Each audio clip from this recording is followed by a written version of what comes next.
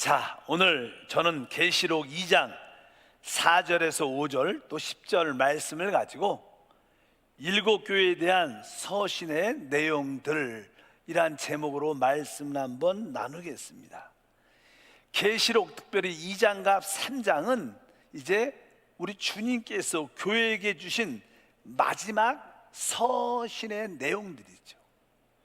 만약에 이 일곱 교회에게 주시는 이 서신의 내용들이 없었다면 이 교회에 대한 주님의 그 말씀이 조금은 어떻게 보면 부족했다는 느낌을 가질 수도 있습니다.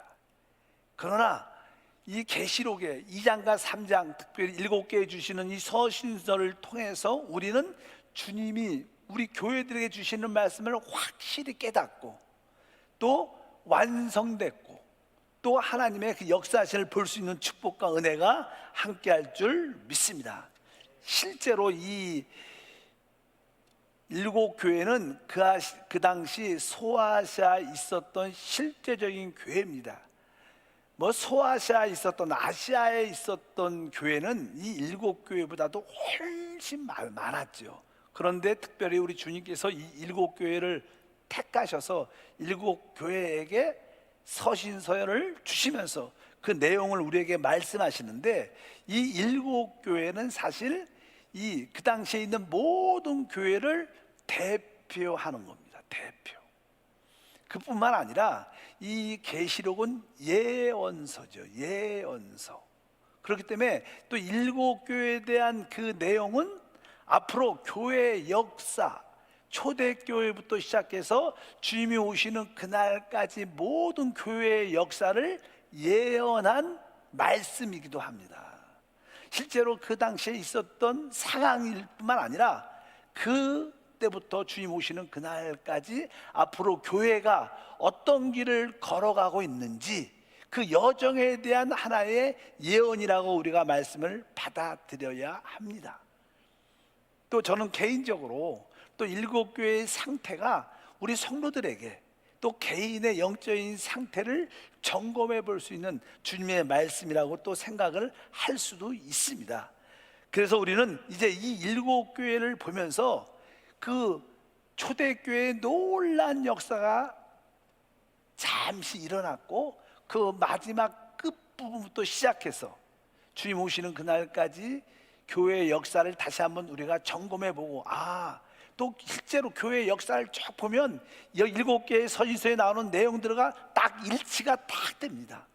그럴 때 우리가 영적인 의미와 거기에 뜻을 깊이 알 수 있다는 것도 여러분들이 알아야 됩니다. 이제 첫 번째 교회가 나는 에베소 교회입니다. 에베소 교회는 그 시기적으로 이제 사도 시대의 끝 부분이죠. 사도 시대. 그러니까 그 당시 이제 모든 사도들은 다 이제 주님 품으로 이제 돌아갔죠. 끝났죠. 이제 뭐 순교를 통해서 이제 이 땅에 남아 있지 않았습니다. 이제 그 사도 중에 단 한 사람 요한만 남아 있는 그런 상태입니다. 그러니까 사도 시대의 끝에서 또 시작해 갖고 이제 로마 제국이 이 기독교를 대한 핍박을 하죠. 핍박을 하기 시작할 때까지 기간입니다. 시간할 때까지 기간. 사도 시대가 끝나고 이제 로마 제국이 기독교를, 우리 종교를 핍박할 때 시작할 때부터 그 기간, 뭐 그 긴 기간은 짧은 기간입니다. 그 큰 기간은 아니었지만 이제 그때 이 교회의 상태가 어땠는가? 원래 뭐 초대교회 사도시대의 교회는 사실 하나님의 사랑과 은혜가 충만했습니다. 그래서 이 에베소 교회는 그 영향력이 참 많았죠. 그래서 주님을 위해서 많은 봉사와 섬김이 있었는데 그 교회의 상황에 하나의 부족함이 있다고 성경은 우리에게 말씀을 하죠. 그 부족함 때문에 이 교회가 영적으로 이제 하락의 길을 가게 되는 그 원인을 쭉 기록되어 있습니다. 이 교회는 외적으로 볼 때는 별로 이상이 없었습니다.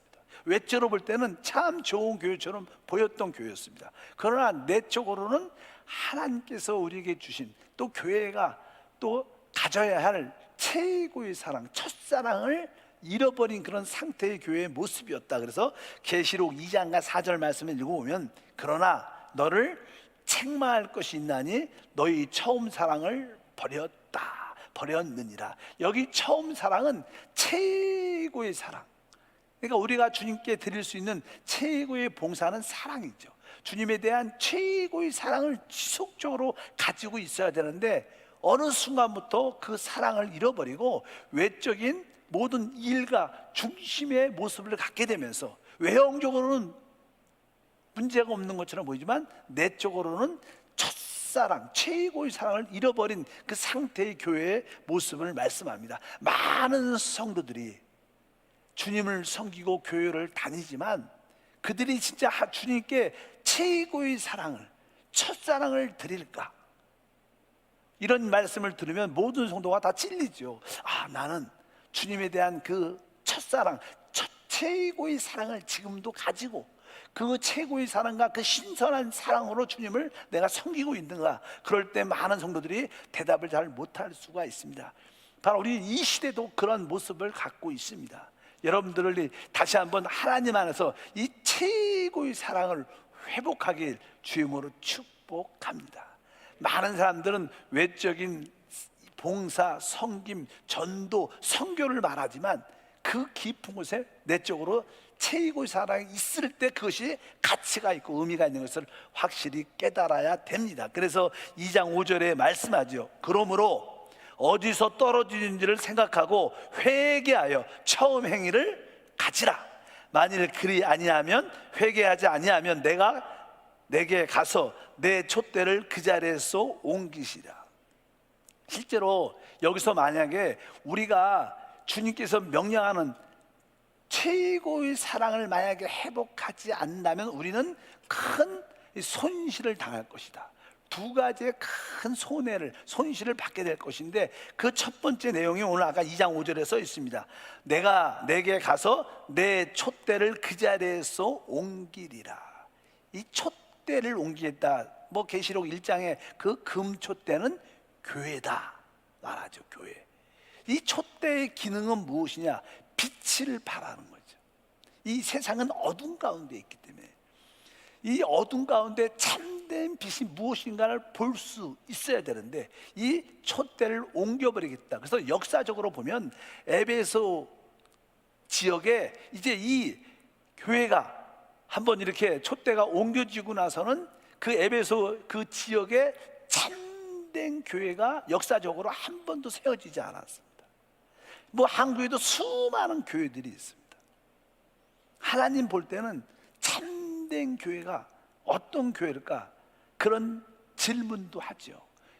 다른 교회끼리 경쟁하다, 비교하자 이런 뜻이 아니라, 진짜 겉으로는 교회의 모습은, 예배당의 모습은 있지만 진짜 하나님께서 금촛대를 옮겨버려서 그 교회의 참된 빛의 기능을 가질 수가 없다는 거예요.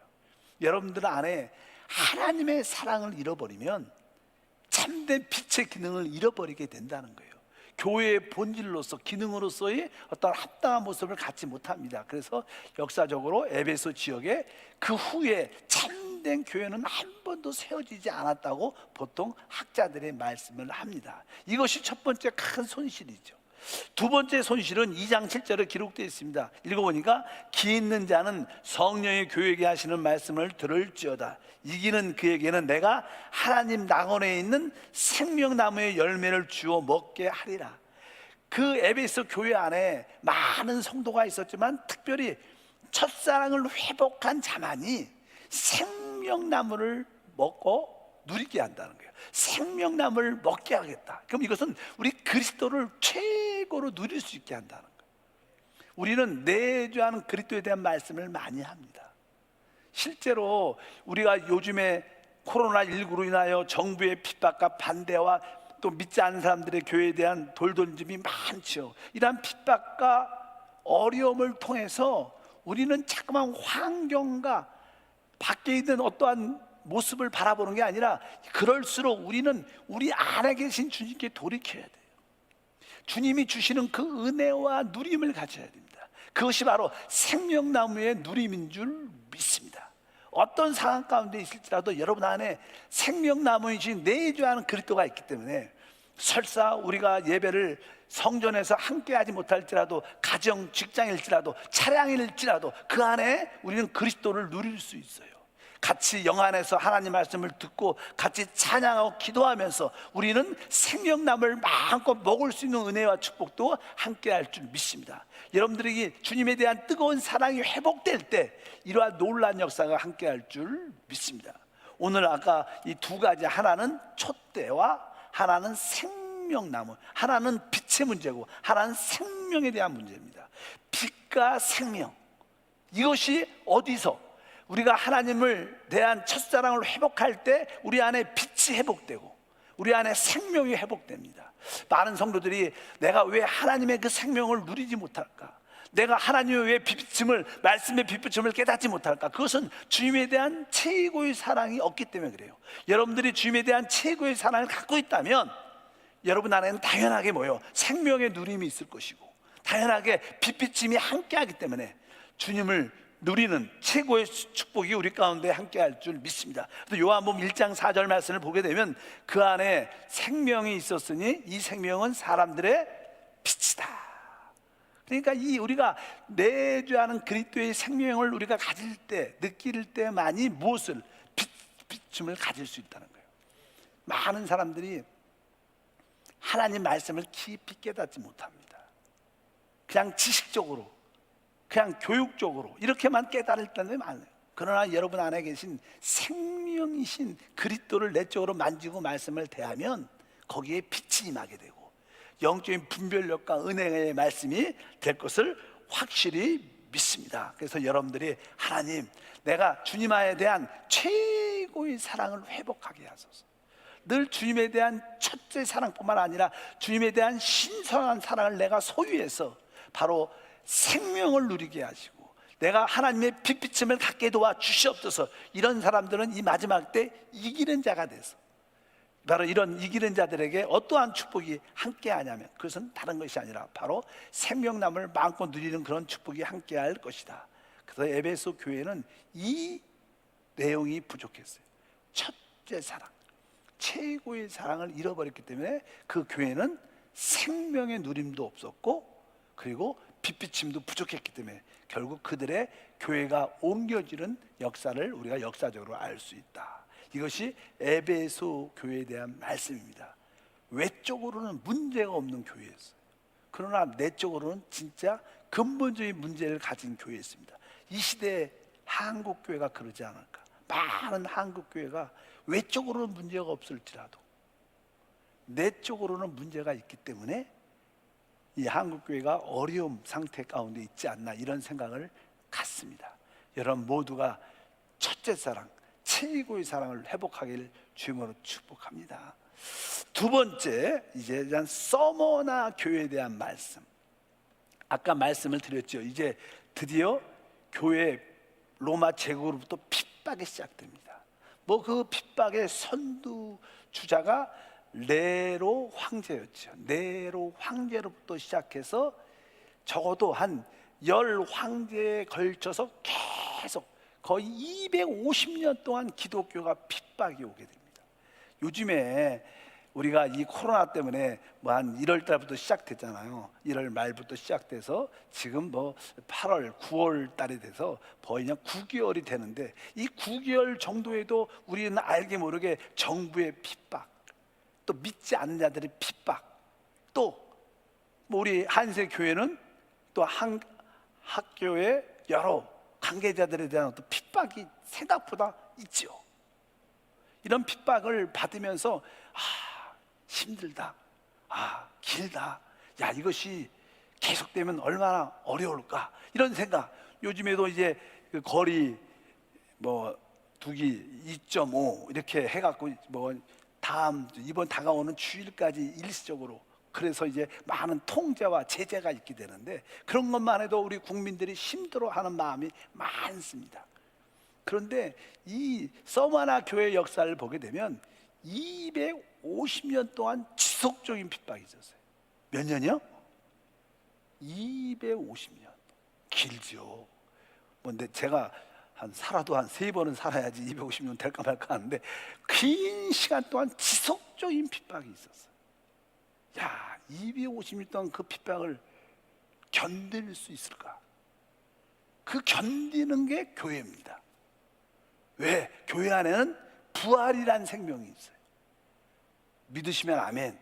그래서 환경적으로 볼 때는 힘들고 어려우지만 우리 안에 부활의 주님이 계신 것을 확실히 믿고 달려가길 주님으로 축복합니다.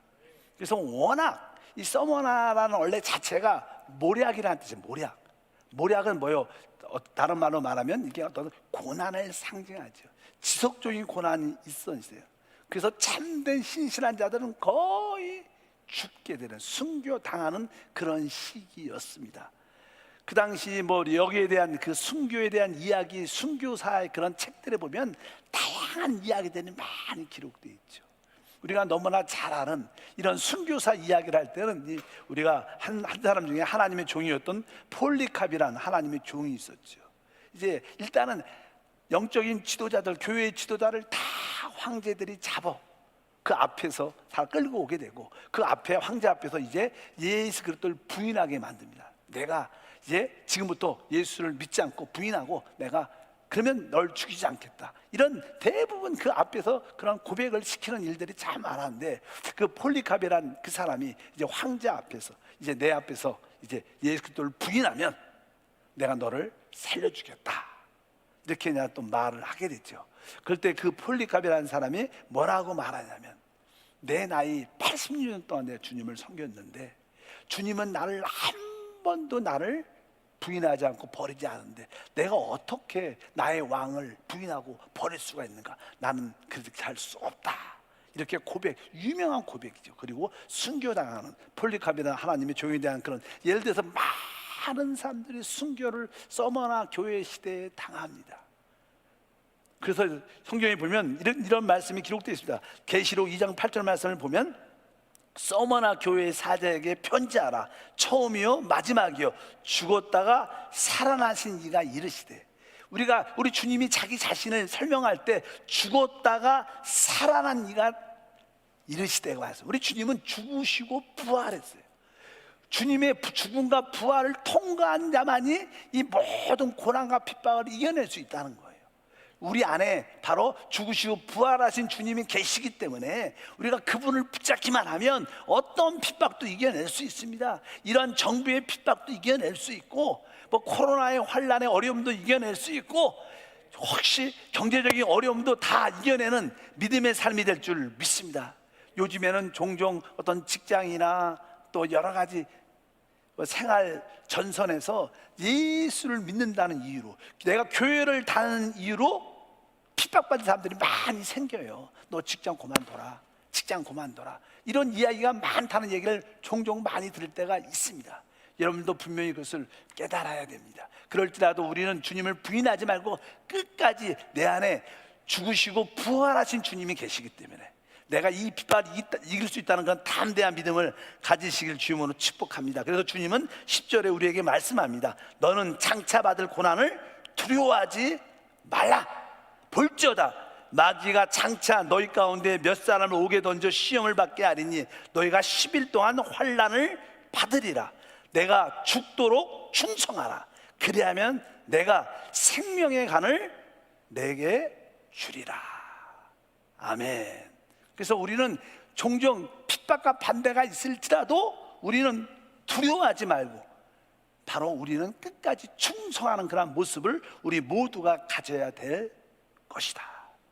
그 당시 여기 보니까 아까 말씀에 써 있어요. 뭐 너희가 10일 동안 환난을 받으리니. 그래서 그냥 성경을 이 예언의 말씀이니까 이 10일 동안이 어떠한 의미를 갖는가. 그래서 아마 네로 황제로부터 시작해서 10대의 황제들이 특별히 우리 기독교를 핍박했던 그런 사람에 대한 그런 말씀을 의미해서 또 찾아보면 보통 하는 첫 번째 그 시작의 첫 번째 사건이 우리가 잘 아는 네로 황제의 핍박.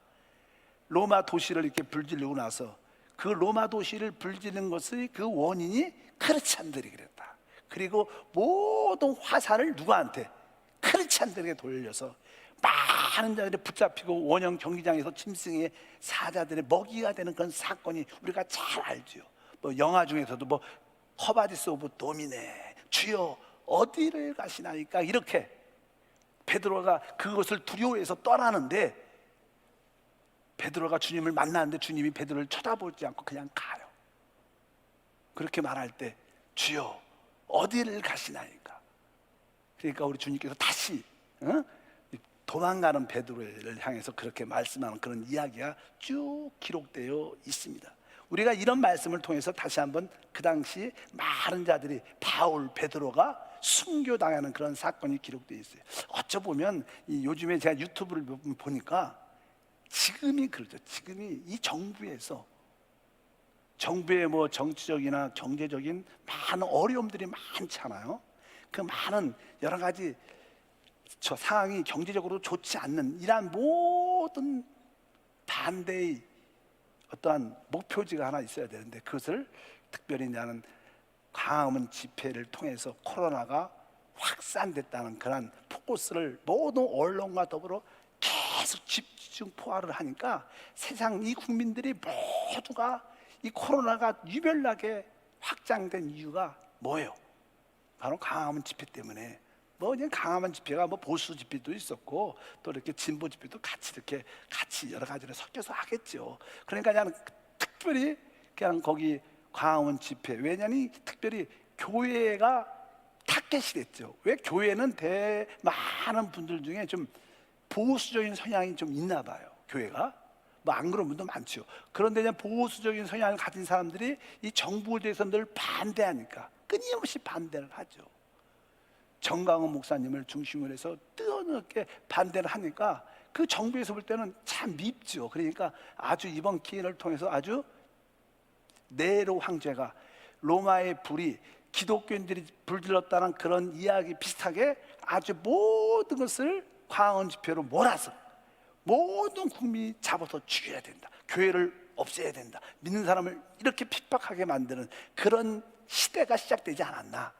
그리고 나서 계속 황제들이 지속적으로 반대를 합니다. 두 번째 황제는 뭐 도미티안, 뭐 세 번째 이름만 부를게요, 트라이안. 네 번째 황제는 하드리안 황제, 다섯 번째는 아울릴레우스, 여섯 번째는 세베루스, 일곱 번째는 막시무스, 여덟 번째는 데키우스, 아홉 번째는 발레리안, 또 열 번째는 바로 갈렐리우스 황제. 이렇게 쭉 지속적인 핍박, 250년 동안 교회 믿는 사람들을 핍박해. 그럴수록 장하게 교회의 그 생명이 끊어져야 되는데 그래도 계속 믿는 사람이 생기는 거예요. 나중에 열 번째 아까 이름을 했죠, 갈렐리우스는요, 너무나 이제 황제들이 일방적으로 교회를 핍박하고 믿는 자들을 핍박하니까 이제 국민들도 그런 것을 200년 동안 봐온 거예요. 그러니까 국민들 마음에, 백성들의 마음이 많이 바뀌어요. 야, 이제 그만 핍박해야 된다, 너무 하지 않냐. 이제 국민들의 마음이 바뀌는 시대까지 와요. 너무나 핍박으로 너무나 많은 사람들. 이 의미는 국민들이, 그 로마 시민들이 이제 반대를 해요. 그만했으면 좋겠다. 이것은 다른 의미로 그런 핍박이 많이 있었지만 또 그렇게 많은 사람이 죽고 갔지만 또 믿는 사람이 그만큼 많이 생겼다는 것을 의미해요. 믿으시면 아멘 하겠습니다. 우리 이 시대도 마찬가지예요. 코로나19로 많은 핍박을 교회들이, 믿는 사람들이 받지만 시간이 지나면 지날수록 더 예수를 믿는 사람이 생기는 역사가 일어나게 도와주시옵소서. 그래서 결국 그 다음에 우리가 잘 아는 바로 그 황제가 누굽니까? 바로 우리 기독교를 받아들이는 황제가 콘스탄티누스가 이제 그 다음 황제를 받아들이면서 기독교를 자기가 개종하고 기독교를 받아들이면서 우리가 알다시피 믿음의 자유를 선포하는 그런 사건이 나타나면서 이제 로마가 기독교를 받아들이는 그런 입장으로 바뀌게 되는 그런 과정, 250년 과정의 기간을 서머나 교회라고 말씀합니다. 아주 핍박받는 시대죠. 아마 우리에게도 그런 시대가 시작된 것 같아요.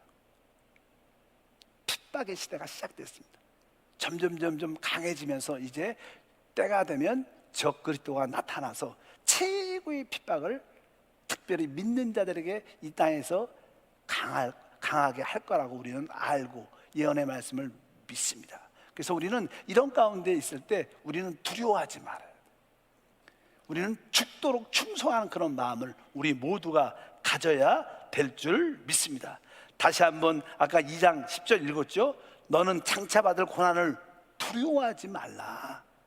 볼지어다 이렇게 말씀하면서 내가 바로 죽도록 충성하라. 그리하면 내가 내게 생명의 면류관을 내게 줄 것이다. 우리 주님은 이 핍박받는 교회에 대해서는 한 위로의 말씀을 주셨지 책망을 하지 않았어요. 그래서 우리 한세교회도 이 땅에 핍박받는 많은 교회들도 정말 우리 주님께서 이 마지막 때 깨어 있으라고 위로의 말씀을 주시고 격려의 말씀을 주시고 소망의 말씀을 주시는 줄 믿습니다.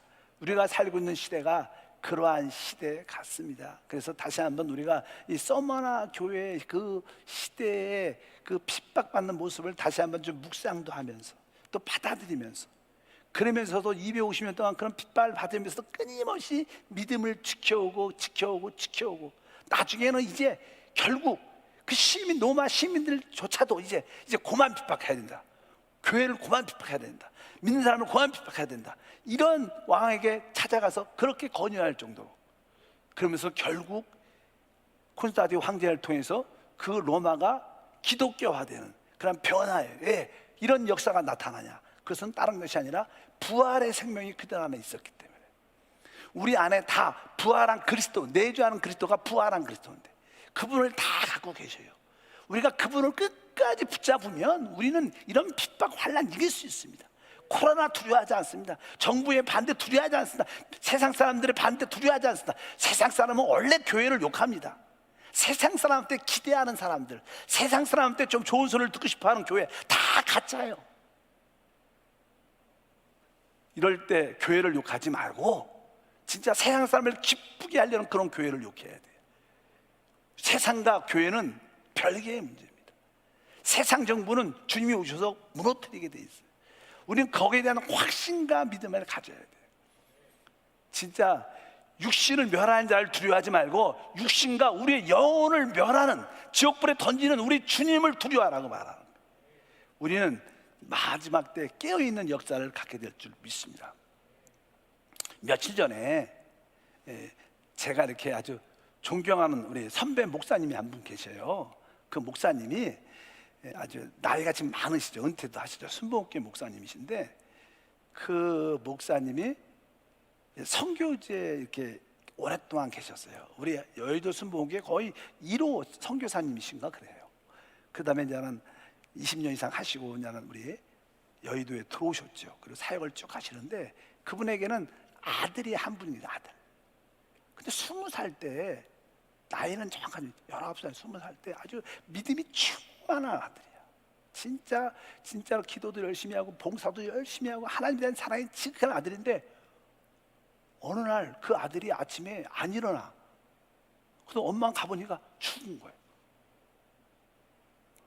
놀랬죠. 왜? 그 아이가 뭐 방탕하고 이런 삶을 살았던 게 아니라 진짜로 믿음이 신실한 청년 20살 아이인데 그냥 전날 어머니 잘 주무세요. 그리고 기도하고 잤는데 아침에 가보니까 안 일어서 천국에 주님한테 간 거예요. 그러니까 그 사모님하고 목사님이 얼마나 충격, 또 아들 하나밖에 없어요. 얼마나 충격이 컸어요. 마음의 큰 상실과 어려움도 있었지만 그것을 다 극복하고 이제 목사님의 꿈이 뭐냐면 그때부터 원래 선교사도 여의도 순복음교회 거의 1호 선교사였어요. 근데 꿈이 뭐냐면 천국에 대한 소망이에요. 그리고 기도 가운데 우리 주님께서 네 아들이 나와 함께 잘 있다, 그런 위로의 메시지를 직접 듣게 되죠. 그리고 나서 바로 천국을 전하는 사명을 받게 돼서 그 이후로부터 첫 아들을 주님께 보낸 후로부터 천국에 대한 메시지를 막 전해요.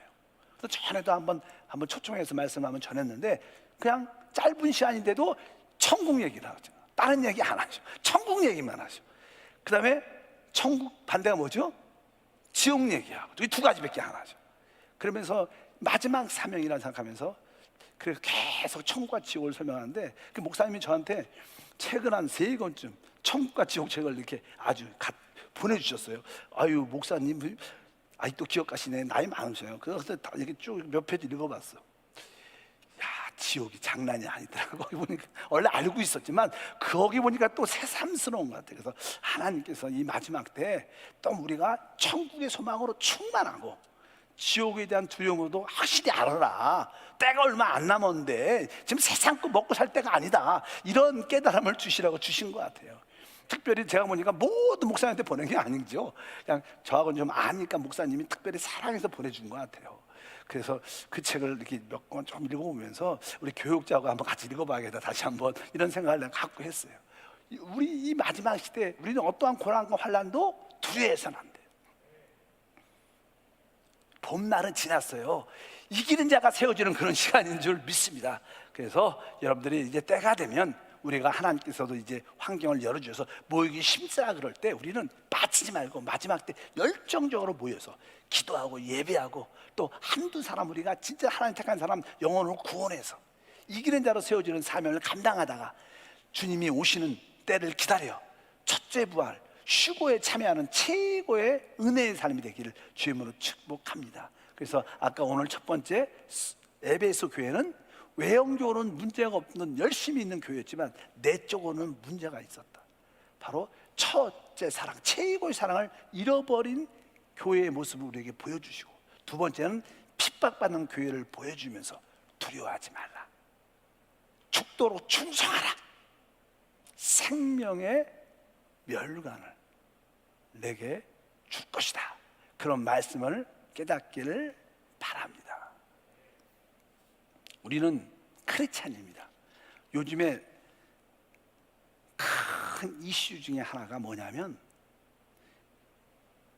광화문 집회 8.15 때 참여했던 그 주도했다고 말하나 주관했던 그 정강원 목사님이라고 다 너무 유명한 사람이 됐어. 정강원 목사님에 대한 어떤 이 많은 교단에서 이단으로 정죄해야 됐다, 이런 이야기가 신문에 많이 나요. 들어보셨을 거예요. 그런 이야기를 들으면서 진짜 이 마지막 때 목사들이 틀렸다. 얼마나 정부한테 어떻게 보면요 아부하는 거하고 비슷하죠. 여러분, 우리는 그렇게 인생을 살면 안 돼요. 우리가 뭐 정치에 깊이 가입하는 건 좋지 않아요. 뭐 그분도 너무 정치에 관심이 많지. 우리의 참된 믿음은 하나님 나라죠. 뭐 대한민국이 뒤집어진다고 뭐 우리의 다른 게 잘 돼, 그런 거하고 상관없어요. 우리는 좀 더 크게 하나님 나라의 관점을 붙잡고 이 땅에 한 나라가 오기를 깨어 기도하는 게 우리의 사명인 줄 믿습니다. 대한민국은 두 번째 문제죠. 근데 너무 지나쳤지만 그분도 그렇다고도 그것을 이단적인 요소에 자기 교회에 어려움이 당하니까 이렇게 발상하는 그 생각 자체들도 틀린 것 같아요. 그러니까 한국교회가 점점 힘들어진다고 생각을 많이 합니다. 우리는 어떤 누구에도 돌을 던질 수 있지 않아요. 그냥 핍박이 오면 기도해서 하나님의 성령의 능력으로 모든 핍박과 고난을 이길 수 있도록 기도해야 되고, 교회의 순수한 본질을 지키는 우리 성도가 돼야 될 줄 믿습니다. 저는 우리 모든 성도들이 하나님의 생명과 영으로 충만하기를 바랍니다. 그리스도의 몸으로 건축돼서 그리스도와 한영된 삶을 살면 우리가 그리스도와 함께 주의 나라가 이 땅에 세워질 때 하나님의 영광을 보게 될 것을 확실히 믿습니다. 지금은 고난과 핍박받는 썩어난 시대가 온 거예요. 두려워하지 마십시오. 좀 더 세상 사람한테 인정받고 세상 사람한테 핍박을 받지 않으려고 우리가 내 생명을 지키려면 주님께서 결국 우리의 생명을 잃어버릴 거라고 말씀합니다. 나는 복음을 위해서, 주님을 위해서 내 생명이 죽으면 죽겠다, 이런 결단의 의지를 갖고 믿음으로 달려가길 축복합니다. 오늘도 온라인으로 함께하는 모든 성도들에게 위로와 평강이 있기를 축복합니다. 여러분들이, 저도 짧게 그냥 정치적인 그런 발언은 아니지만 그런 말로 마음이 상하지 마시고 오직 우리가 주의 말씀처럼 순수하게 믿음을 지켜야겠다. 주님께 최고의 사랑을 드리고 고난이 다가와도 두려워하지 않고 그 죽도록 충성하는 믿음을 갖게 도와주옵소서. 우리 한세 중에 많은 일하는 성도가 일어나게 도와주시옵소서. 이 교회를 통해서 주님이 이 땅에 밟을 수 있는 터를 얻게 도와주시옵소서. 이런 꿈과 믿음을 갖기를 축복합니다. 하나님 아버지 진심으로 감사합니다. 다시 한번 주님께서 2장 3장을 통하여 7교회에게 서신서를 보내면서 교회의 역사를 우리에게 확인케 하심을 감사합니다. 우리가 어떠한 환경 가운데 있을지라도 순수하게 우리의 믿음을 지키게 도와주시옵소서.